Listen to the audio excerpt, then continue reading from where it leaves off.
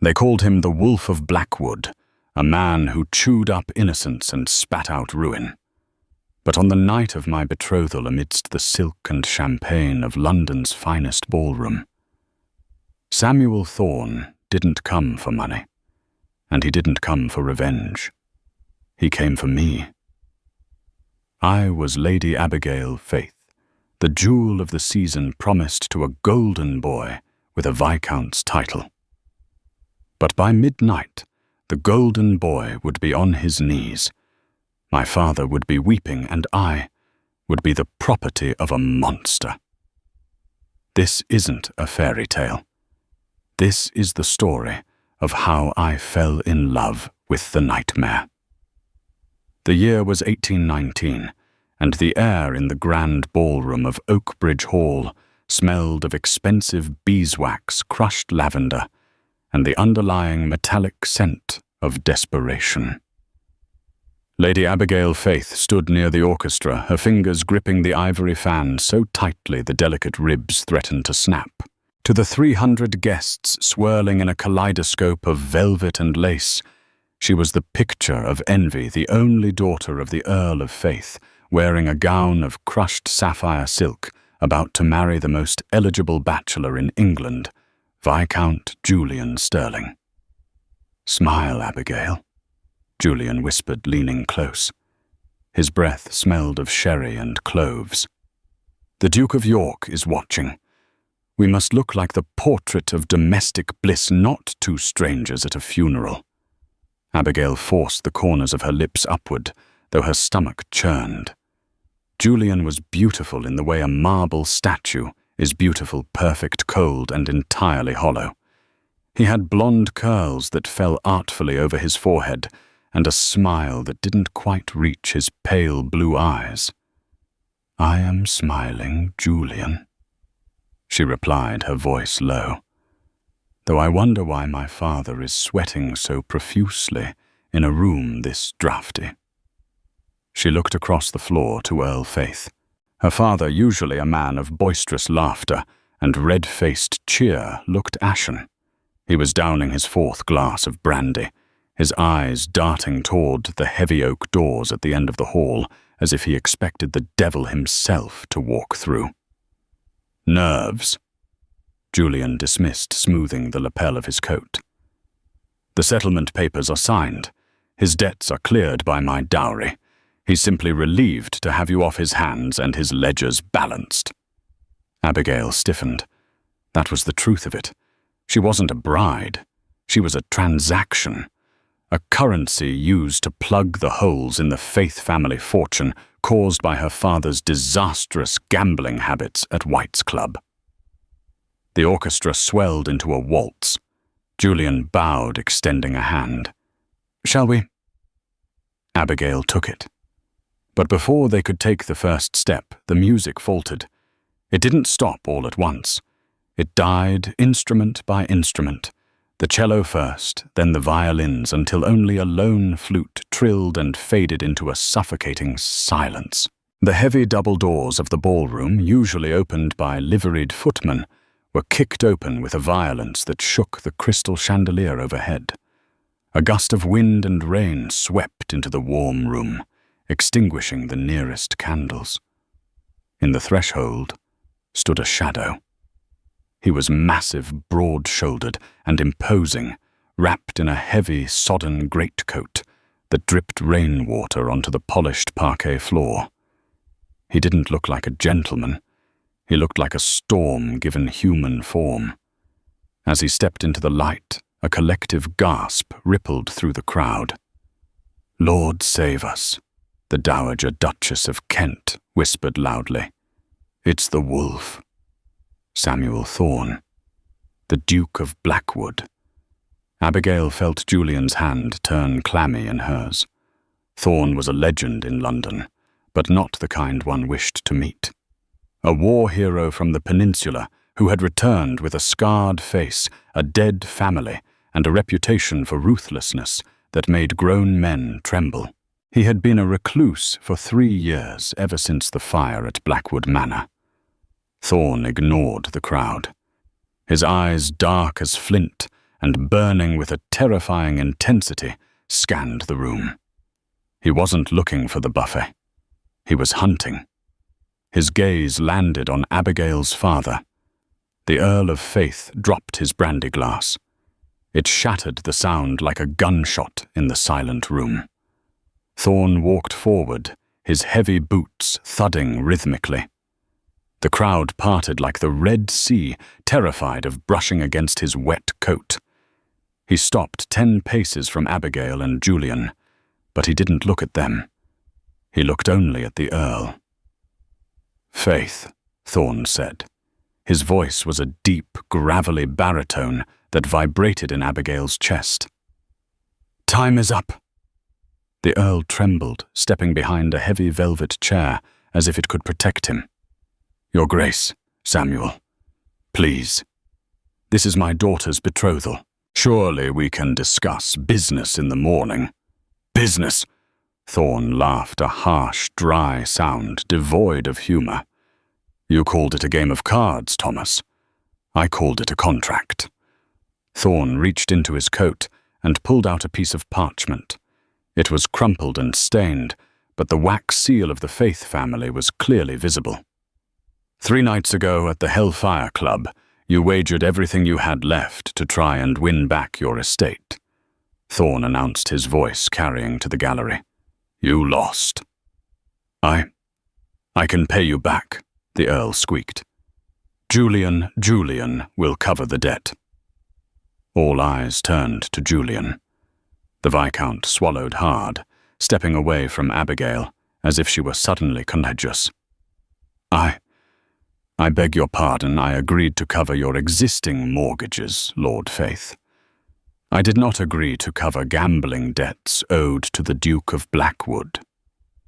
Abigail stared at her fiancé, watching the cowardice bloom on his face. Thorn's lip curled in disgust. He turned his gaze to Abigail for the first time. She stopped breathing. Up close, the scar was visible, a jagged silver line running from his left temple, cutting through his eyebrow and ending at his cheekbone. It didn't make him ugly. It made him dangerous. It made him real in a room full of painted dolls. "The debt is £50,000, Thorn said, his eyes locking onto hers, "or collateral of equal value." "We have nothing of that value," the Earl cried. "You have a daughter," Thorn said softly. The room erupted in whispers. Abigail felt the blood drain from her face. "You cannot be serious," Julian sputtered, though he remained safely out of arm's reach. "She is betrothed to me, the banns are red." Thorn turned to Julian. He moved with the speed of a striking cobra, closing the distance and grabbing Julian by the intricate cravat at his throat. He lifted the Viscount onto his toes. "Unless you have £50,000 in your pocket, boy," Thorn growled. "She is not betrothed to anyone." He shoved Julian backward. The Viscount stumbled and fell, landing ignobly on his backside. Thorn turned back to the Earl. "The contract stated payment in gold or payment in flesh. I am tired of waiting for the gold." He extended a hand toward Abigail. It was a large hand, rough and ungloved. "Come with me, Lady Abigail," Thorn commanded. It wasn't a question. "And your father's debt is wiped clean. Refuse and I will have him in debtor's prison by sunrise, and you will be on the street." Abigail looked at her father. He was weeping into his hands, unable to even look at her. She looked at Julian, who was dusting off his trousers, avoiding her gaze. She was alone. Abigail lifted her chin. She was a Faith. She would not be dragged out screaming like a common criminal. She stepped forward, ignoring the tears burning her eyes, and placed her hand in the wolf's paw.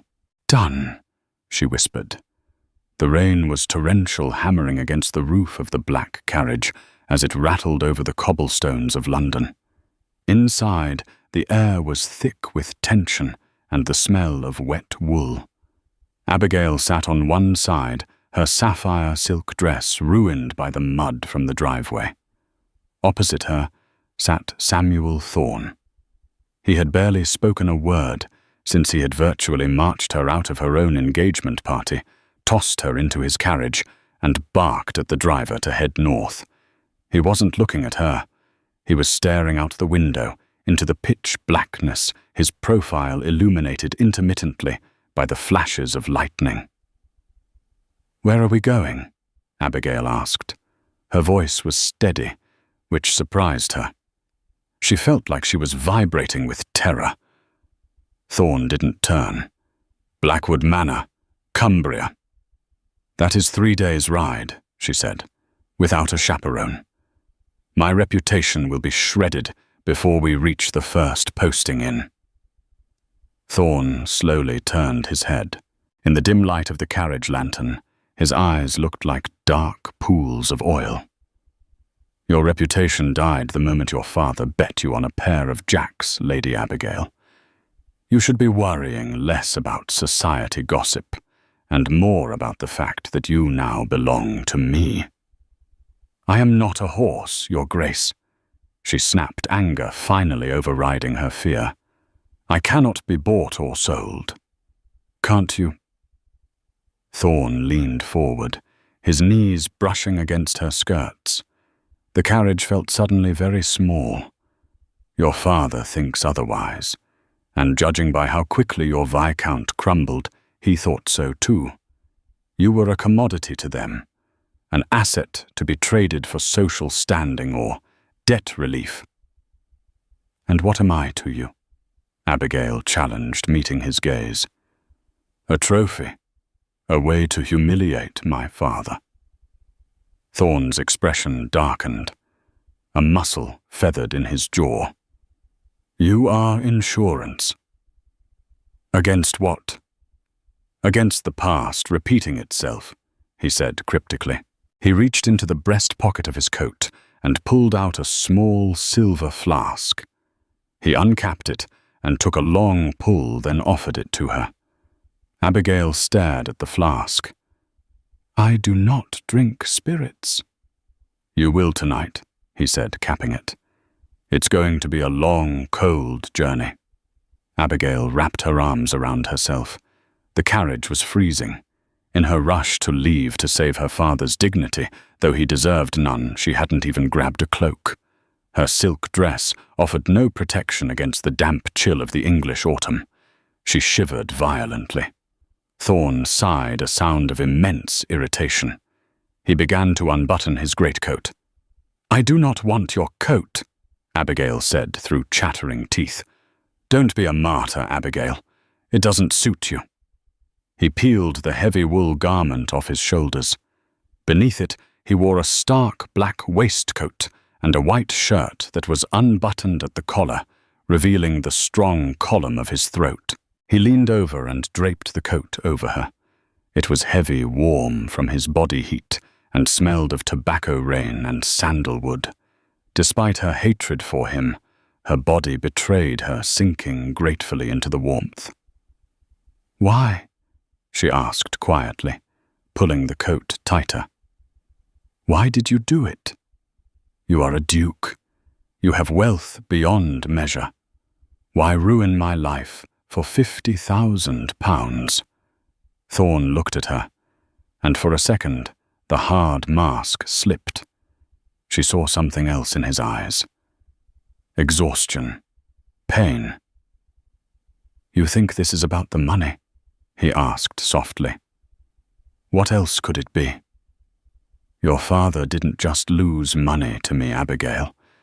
During the war. In the peninsula." He stopped, shaking his head as if shaking off a bad memory.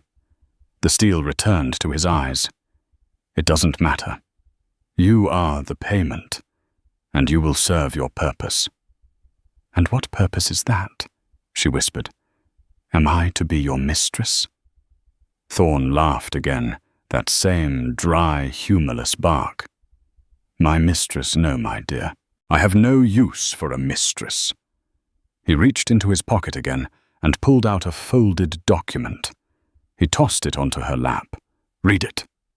Abigail picked up the paper. It was a special license, a marriage license, signed by the Archbishop of Canterbury. It was dated yesterday. "We are stopping in Gretna Green," Thorne said, leaning his head back against the squabs and closing his eyes. "We aren't going to be lovers, Abigail. By tomorrow night, you will be the Duchess of Blackwood." Abigail stared at the paper, her breath catching in her throat. "Marriage, but why marry the daughter of a man you despise?" Thorne didn't open his eyes. "Because, little bird, a wife cannot testify against her husband, and I have enemies who are very eager to see me hang. You are going to be my shield." The carriage hit a rut, jolting them. Abigail clutched the license, her mind racing. She wasn't just a debt payment.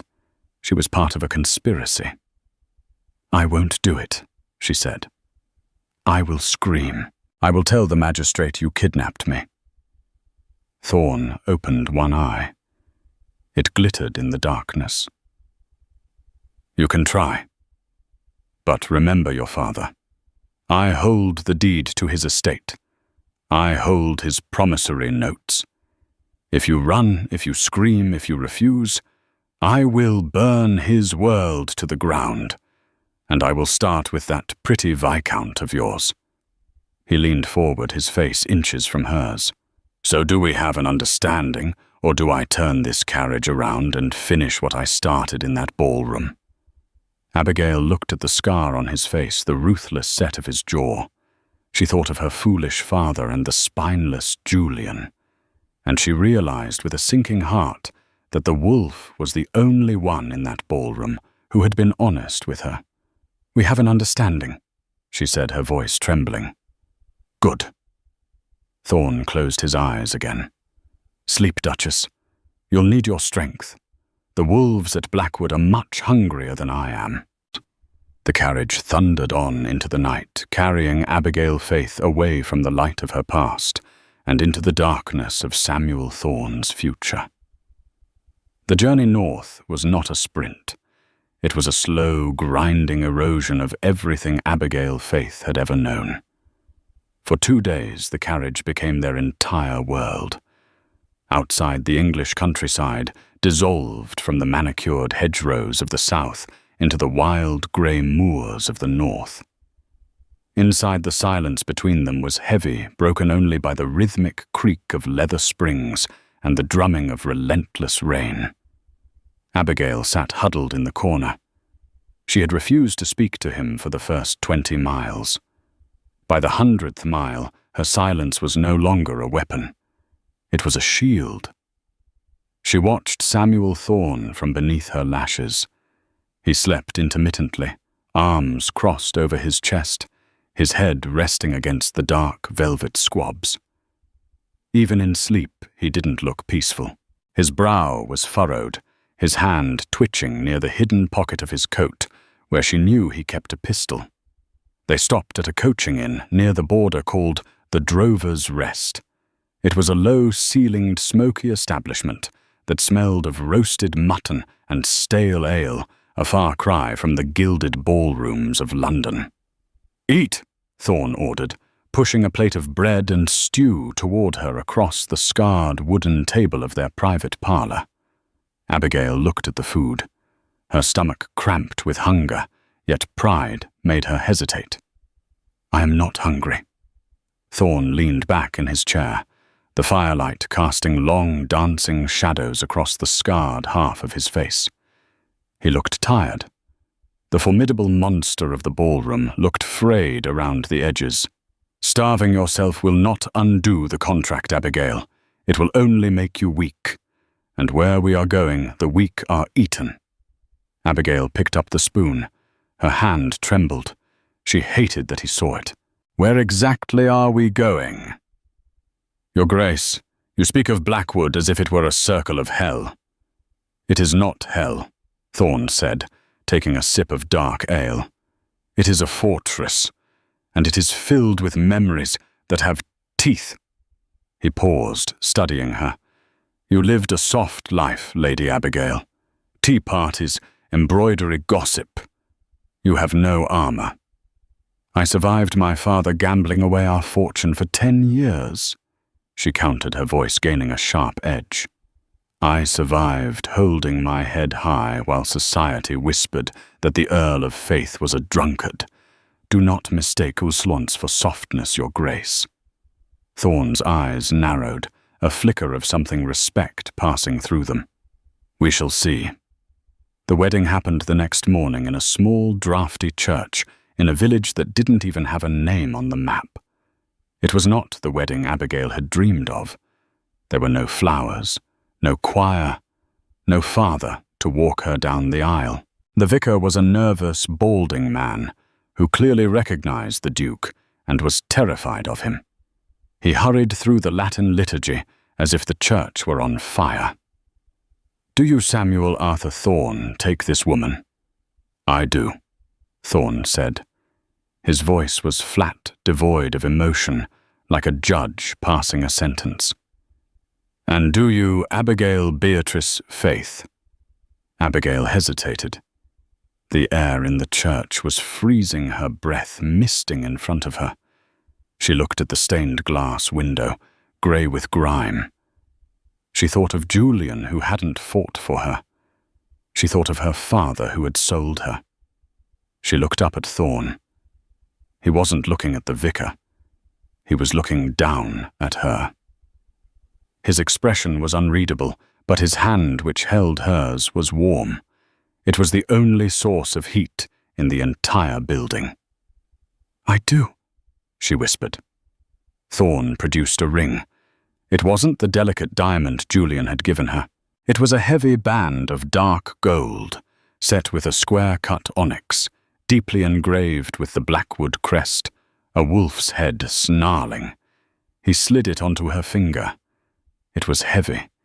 It felt like a shackle. With this ring I thee wed, he murmured. As they walked back to the carriage, the rain turned to sleet.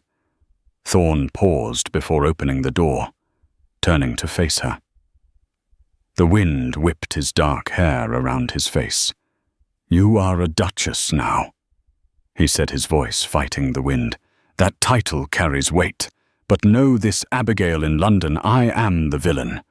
But at Blackwood, I am the only thing standing between you and the wolves. Hate me if you must, but do not leave my side. Abigail looked at the onyx ring on her finger. I have nowhere else to go, Samuel.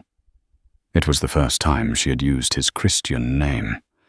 He stiffened, a strange look crossing his face before he nodded once and helped her into the darkness of the carriage. They crossed the boundary into the Blackwood estate at twilight on the third day. The landscape had changed violently. Gone were the rolling hills. Here the earth was jagged, composed of slate and granite covered in heather that looked black in the failing light. The trees were twisted, bent double by the wind that howled off the Irish Sea. Abigail peered out of the window. It's desolate. It's isolated, Thorn corrected, which makes it defensible. The manor rose out of the mist like a jagged tooth. Blackwood Manor was massive, a sprawling Gothic monstrosity of dark stone turrets and gargoyles that seemed to leer down at the approaching carriage. Ivy strangled the west wing, and several windows were boarded up, the scars of the fire Thorn had mentioned. As the carriage clattered into the courtyard, the front doors groaned open. A line of servants stood waiting in the drizzle. They did not look like the polished staff at Oakbridge Hall. Their uniforms were dated, their faces grim and weather-beaten. Thorn stepped out first, then turned to help Abigail down. As her boots touched the cobblestones, a chill that had nothing to do with the weather settled in her bones. She felt watched. Welcome home, Thorn said dryly. A tall, severe woman in black stepped forward. Her hair was pulled back so tightly it pulled at the skin of her temples, and her eyes were the color of cold steel. Your Grace, the woman said, curtsying stiffly. She did not smile. We did not expect you. Or a guest. Not a guest, Mrs. Gable, Thorne announced, his voice carrying across the courtyard. This is Her Grace, the Duchess of Blackwood. A ripple of shock went through the line of servants. Mrs. Gable's eyes widened a fraction, darting to Abigail with a look of open assessment and distinct disapproval. I see, Mrs. Gable said tightly. We have prepared the master's suite. Where shall we put Her Grace? The blue room, Thorne said quickly, adjoining mine. The blue room is not ready, Mrs. Gable countered. The drapes are down for cleaning. The east wing is— Then make it ready, Thorne snapped. The command cracked like a whip. Tonight. He took Abigail's arm and led her up the stone steps, bypassing the housekeeper. The interior of the manor was cavernous and shadowed. The air smelled of wood smoke, old paper, and damp stone.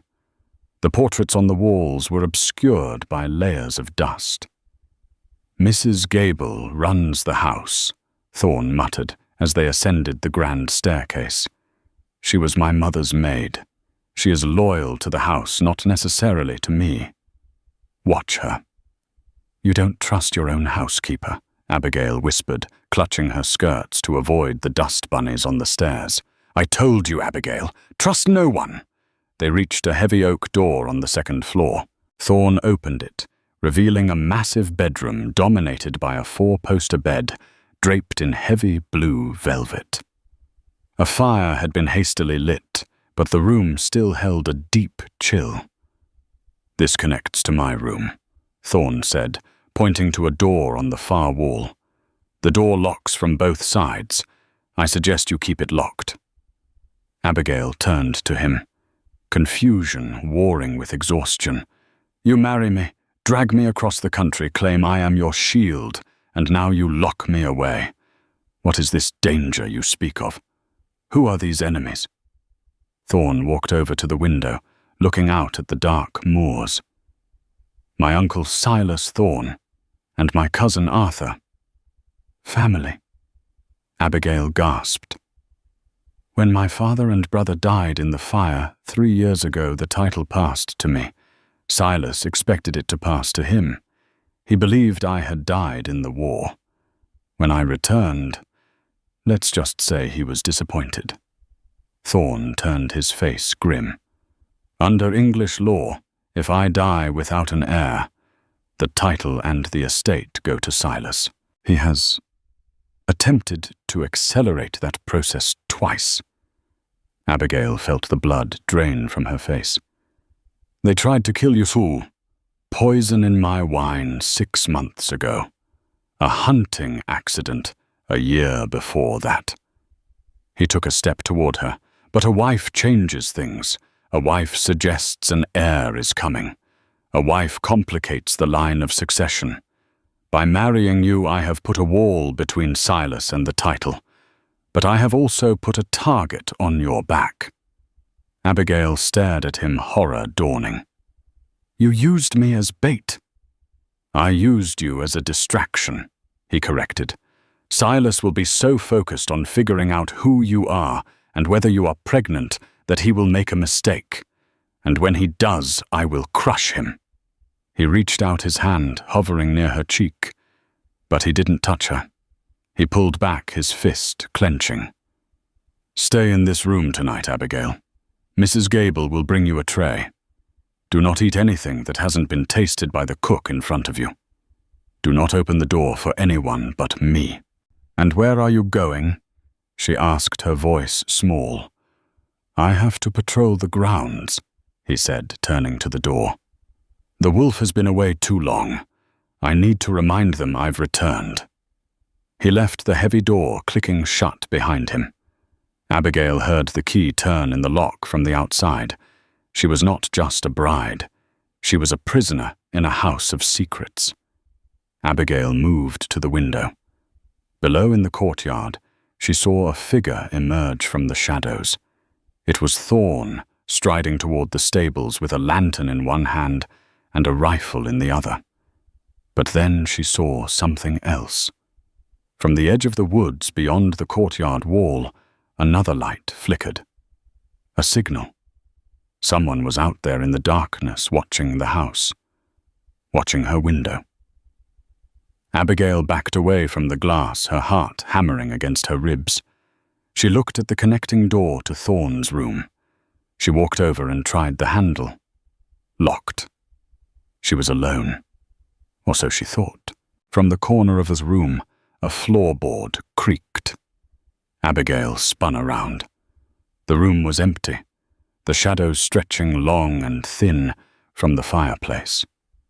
But on the small writing desk near the wardrobe, something had changed. When she had entered, the desk was bare. Now resting in the center of the dusty surface was a single white rose. Its petals were rotting, turning brown and slimy, and tied to the stem with a black ribbon was a small scrap of paper. Abigail approached it slowly, her hand shaking as she reached out to pick up the note. The handwriting was jagged, frantic. It read, "The wolf eats his own. Leave while you can, or join the bones in the crypt." Abigail dropped the note, a scream trapped in her throat. She wasn't just bait for the uncle. Someone was already inside the house. Abigail stared at the rotting white rose, her heart hammering a frantic rhythm against her ribs. The message was clear. The wolf eats his own. The room, which had seemed merely cold before, now felt suffocating. The shadows in the corners seemed to stretch and twist, taking on human shapes. She backed away from the desk until her back hit the heavy velvet curtains of the window. How did they get in? Thorne had locked the door from the outside. The connecting door to his room was locked. The windows were 3 stories up. Panic, cold and sharp, clawed at her throat. She wasn't safe. The lock on the door wasn't there to keep her in. It was to keep her available for whoever had a key. She rushed to the main door and pounded on the oak panels.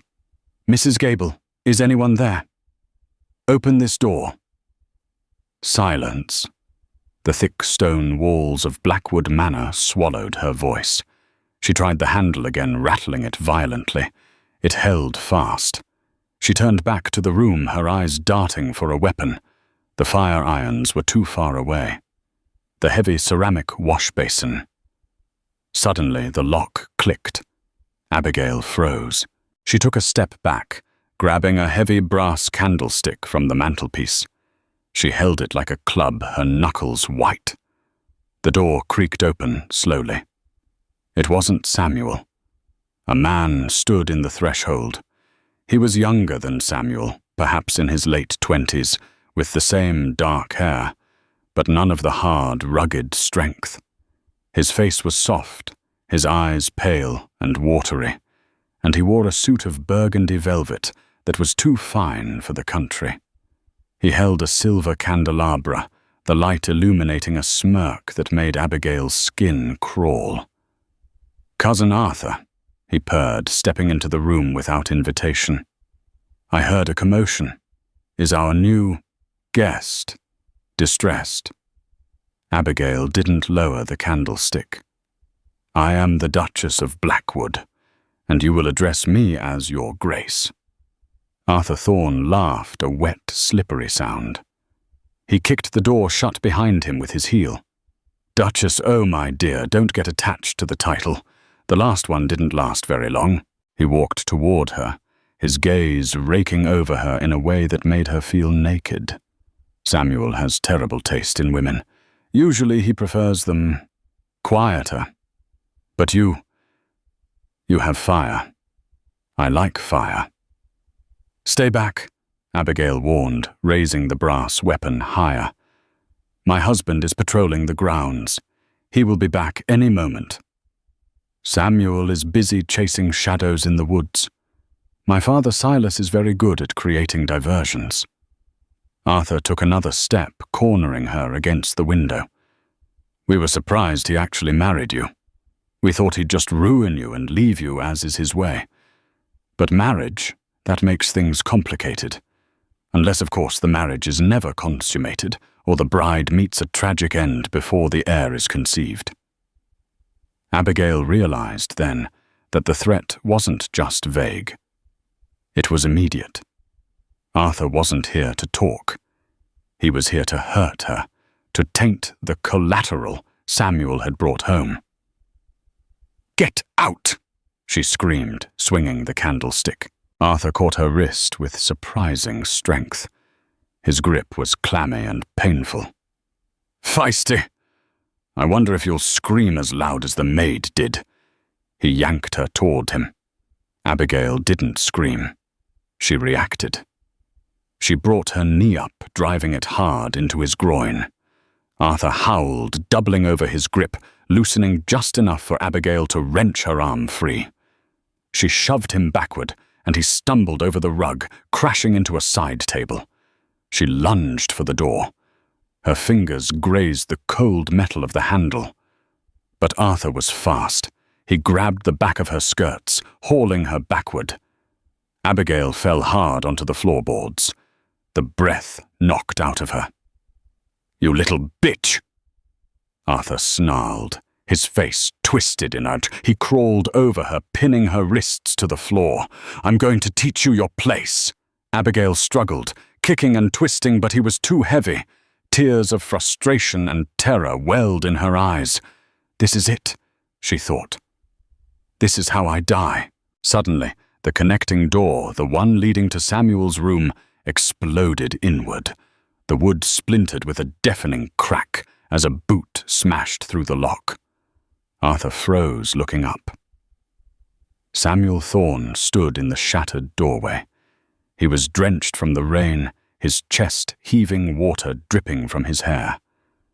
But it was his face that stopped Abigail's heart. The mask of the gentleman was gone. The Duke was gone. Only the wolf remained. His eyes were black voids of pure, unadulterated violence. "Get off her!" The voice didn't sound human. It sounded like grinding tectonic plates. Arthur scrambled off Abigail, holding his hands up his face, draining of color. "Samuel, cousin. She invited me in." She was hysterical. Samuel didn't speak. He crossed the room in 2 strides. He didn't look at Abigail. He grabbed Arthur by the throat, lifting him off the ground as easily as if he were a rag doll. He slammed Arthur against the stone wall. The sound of Arthur's head cracking against the masonry echoed through the room. "I warned you." Samuel whispered, his face inches from his cousin's. "I told Silas that if either of you set foot in the West Wing, I would kill you." "Please," Arthur gagged, clawing at Samuel's iron grip. "It was a misunderstanding." Samuel tightened his grip. Arthur's face began to turn purple. "Samuel!" Abigail cried out. She scrambled to her feet, her hands trembling. "Samuel, stop! If you kill him, they win. You'll hang for murder." Samuel froze. The red haze in his eyes seemed to clear for a fraction of a second. He looked at Arthur, then at Abigail. He saw her torn dress, the red marks on her wrists. With a roar of disgust, he threw Arthur toward the hallway door. Ideally, Arthur would have run, but he collapsed, gasping for air. "Tell your father," Samuel growled, pointing a shaking finger at the wretch on the floor, "that the next time I see you, I won't stop. Now crawl out of my sight before I change my mind." Arthur didn't wait. He scrambled on hands and knees out into the corridor, sobbing. Samuel slammed the door shut and threw the bolt. Then he turned to Abigail.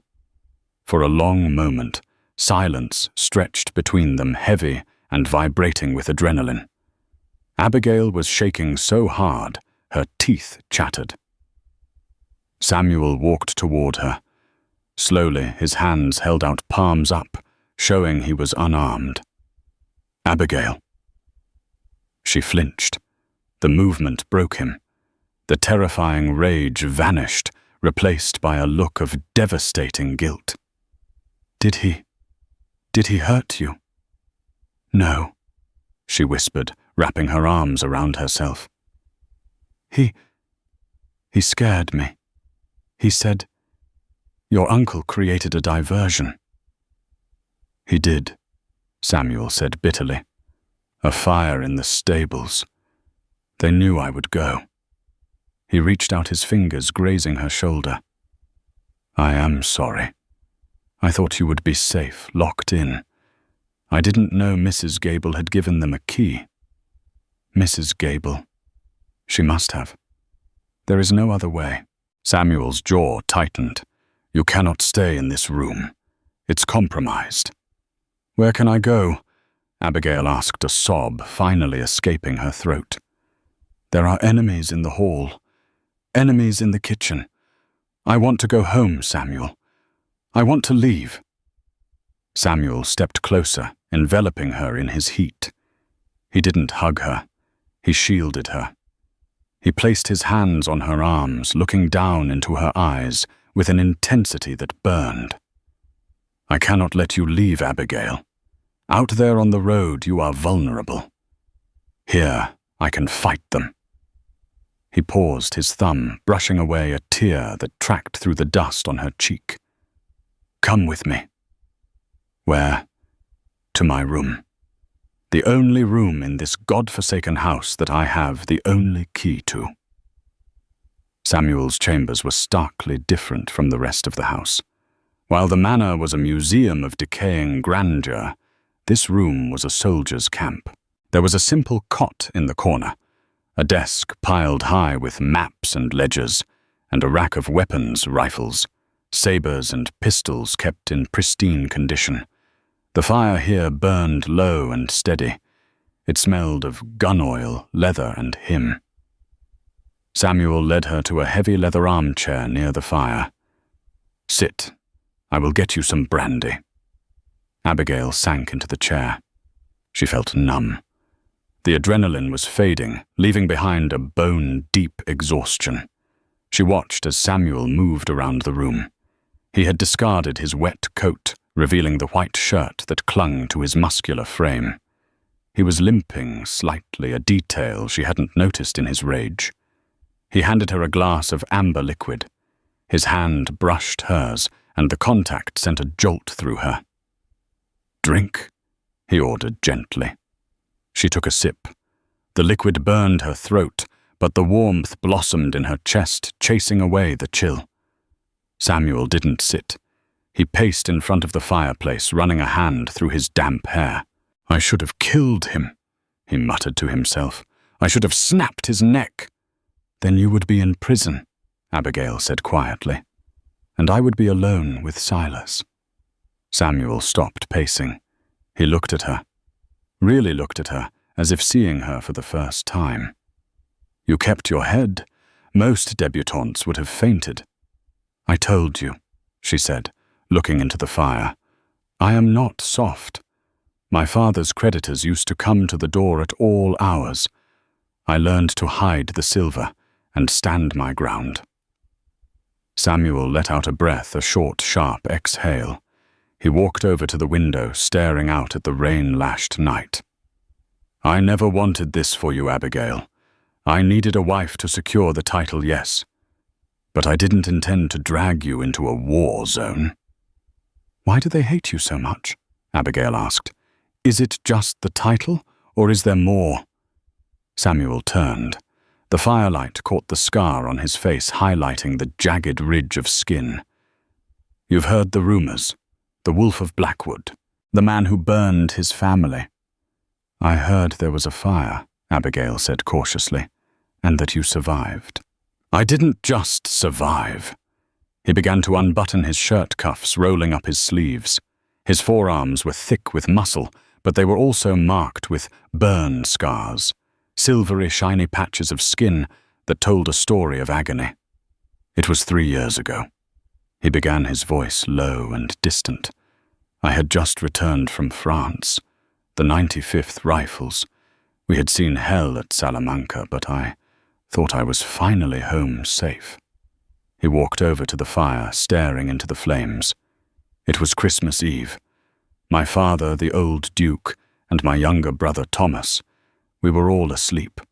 The fire started in the library. By the time I woke up, the smoke was so thick you could chew it. Abigail set her glass down, listening intently. "I tried to get to them," Samuel whispered. "I got to Thomas's room. The door was jammed. I kicked it down, but the ceiling, the beam came down. It took half my face with it." He touched his scar absent-mindedly. "I could hear them screaming, Abigail. I could hear my brother calling my name, but I couldn't reach them. The heat, it forced me back. I jumped from the window." He looked at her, his eyes shining with unshed tears. "They found me in the snow, half dead. Silas was the first one on the scene. He wasn't crying. He was calculating." "You think he set the fire?" Abigail gasped. "I know he did," Samuel said, his voice hardening into steel. "The magistrate ruled it an accident, a fallen candle. But Silas had heavy gambling debts with a lender named Isaac Solomons in London, debts that miraculously vanished a week after the funeral." He walked over to her, crouching down so their eyes were level. "I'm not fighting for a title, Abigail. I am fighting for justice. I will not let the man who murdered my brother sit in his chair and drink his wine. I will burn this house to the ground before I let Silas Thorne take it." Abigail looked at him. The scars, the pain, the ferocious loyalty to the dead. She realized then that the monster London feared was actually a guardian, a wounded animal protecting the last of his pack. Without thinking, she reached out. Her cool fingers touched the scar on his cheek. Samuel flinched violently, pulling back. "Don't." "Why?" she asked softly, not dropping her hand. "It is part of you." "It is hideous," he rasped. "It is a mark of my failure." "It is a mark of your survival," she corrected. She traced the line of the scar gently. His skin was rough hot to the touch. "You are not a monster, Samuel. You are just a man who has been burned."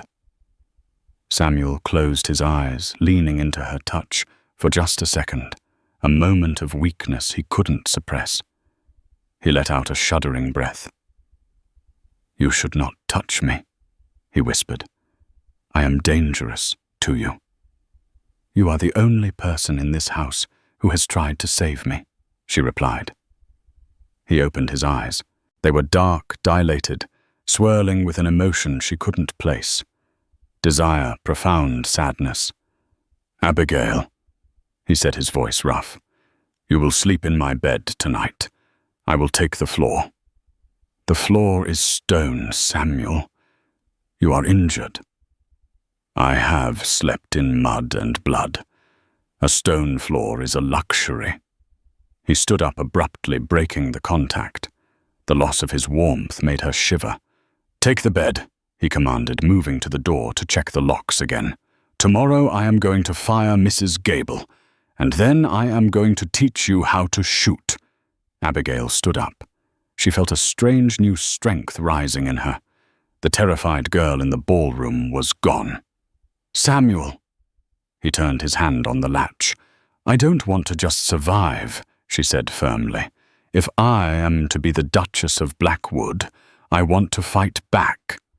A slow, grim smile spread across Samuel's face. It didn't reach his eyes, but it was there. "Good," he said, "because the war has just begun." He blew out the candle, plunging the room into the soft, flickering glow of the dying fire. Outside, the wind howled like a pack of wolves. But inside, for the first time, Abigail Faith didn't feel afraid. She felt ready. 2 weeks later, the great hall of Blackwood Manor was ablaze with light. For the first time in years, the heavy velvet drapes were pulled back.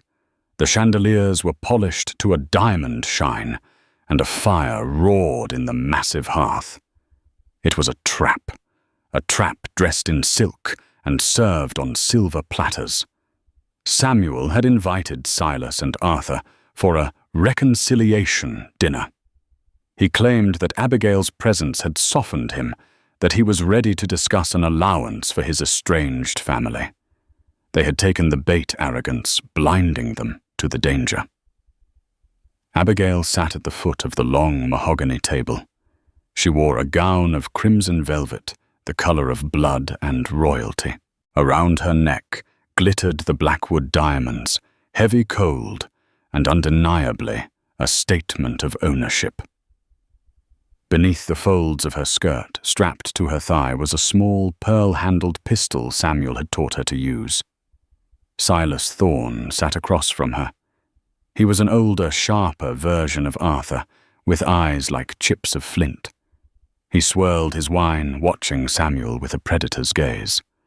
"I must admit, nephew," Silas drawled, slicing into his venison, "I was surprised by this invitation. I assumed you would be hoarding your new bride away in the towers."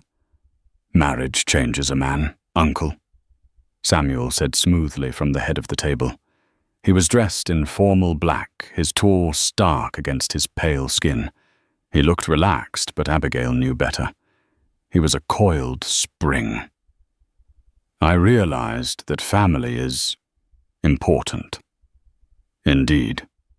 Arthur smirked, nursing a bruised jaw, a souvenir from their last encounter. "Especially when one needs an heir. Any news on that front, cousin?" Abigail smiled ice cold. "We are in no rush, Arthur. We have a lifetime." Silas chuckled darkly. "A lifetime is a fragile thing in these parts. Accidents happen so frequently." "They do," Samuel agreed, setting his fork down. The metallic clink echoed in the silence. Like fires, or carriage wheels coming loose, or poison in the wine. The air in the room shifted. The temperature seemed to drop 10 degrees. "I don't know what you imply," Silas said, his eyes narrowing. "I imply nothing," Samuel said, standing up. "I state facts. You see, Silas, you made a mistake. You paid the arsonist who burned this house to kill my father and brother, but you didn't pay him enough to stay quiet." Silas froze. "That man is dead. He died of pox in London 2 years ago." "He did?" Samuel walked slowly down the length of the table. "But he left a journal, a detailed ledger of his sins, and his employer." Samuel reached into his coat and threw a leather-bound book onto the table. It landed between the wine glasses with a heavy thud. Silas stared at the book. His face drained of color, then flushed with rage. He stood up, knocking his chair over. "This is a fabrication, a lie." The magistrate didn't think so. Samuel said, his voice dropping to a growl. "He is waiting in the library with the constables. You are done, Silas. You and your son." Arthur panicked. He jumped up, reaching into his coat for a pistol. "I won't hang! I won't!" Bang! The shot rang out, deafening in the stone hall. A vase on the mantelpiece shattered. Arthur hadn't fired. He stood frozen, staring at the smoking pistol in Abigail's hand. She hadn't stood up. She had simply drawn, aimed, and fired a warning shot, inches from his ear with terrifying precision. "Sit down, Arthur," Abigail commanded, her voice steady, though her heart hammered. "Or the next one won't miss." Samuel looked at his wife, a fierce pride blazing in his eyes. He turned back to his uncle, who was looking at the doors as they burst open. The constables swarmed in, dragging the screaming Arthur and the cursing Silas away in irons. As Silas was hauled past Samuel, he spat on the floor. "You are a monster, Thorne. You are cursed." "I am the wolf," Samuel replied calmly, "and I just cleaned my den."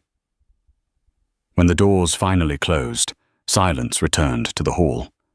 The servants began to clear the debris, but Samuel waved them away. He walked over to Abigail.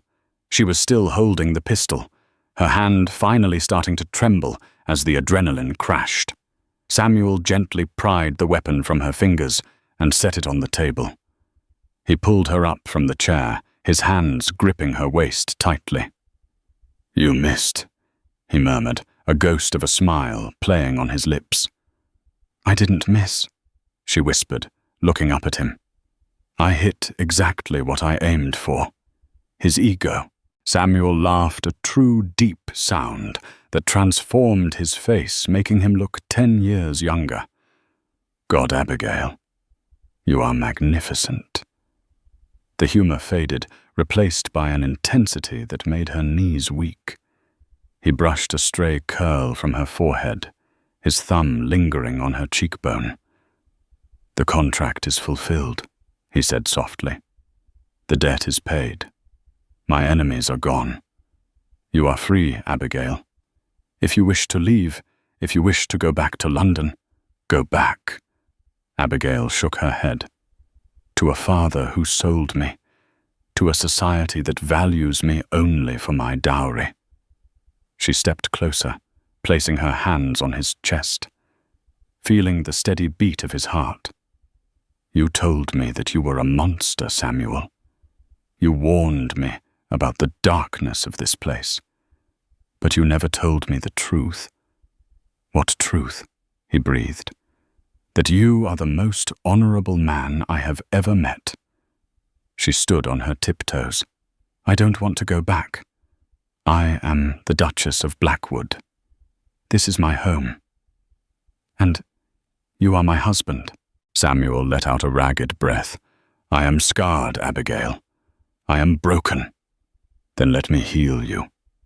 He didn't wait any longer. He crushed her to him, his mouth finding hers in a kiss that was searing possessive and filled with a desperate, overwhelming love. It wasn't the kiss of a stranger or a business partner. It was the kiss of a man who had finally found the light after years in the dark. Outside, the storm broke the clouds parting to reveal a full moon bathing the moors in silver. But inside Blackwood Manor, the shadows had finally lifted. The wolf was no longer alone. They say love is not found in the grand gestures, but in the quiet moments of survival. Abigail Faith came to Blackwood as a prisoner of debt, expecting to find a beast. Instead, she found a warrior carrying the weight of the world. Samuel Thorne thought he needed a shield, but he found a partner who carried a sword of her own. In the years that followed, the nursery at Blackwood was no longer silent, and the ballroom was filled with music once more. The scars on the Duke's face never faded, but they no longer defined him. Because every time he looked in the mirror, he didn't see the fire that took everything from him. He saw the woman who gave it all back. Wow, what a journey. From a terrified bride to a pistol-wielding duchess, Abigail truly became the Queen of the North. If this story kept you on the edge of your seat, please hit that like button. It really helps the channel grow. And if you want more dramatic historical romances like this one, subscribe and ring the bell so you never miss a new story. Question for you. Do you think Samuel was right to use Abigail as bait, or did he go too far? Let me know your thoughts in the comments below. Thanks for watching, and I'll see you in the next video.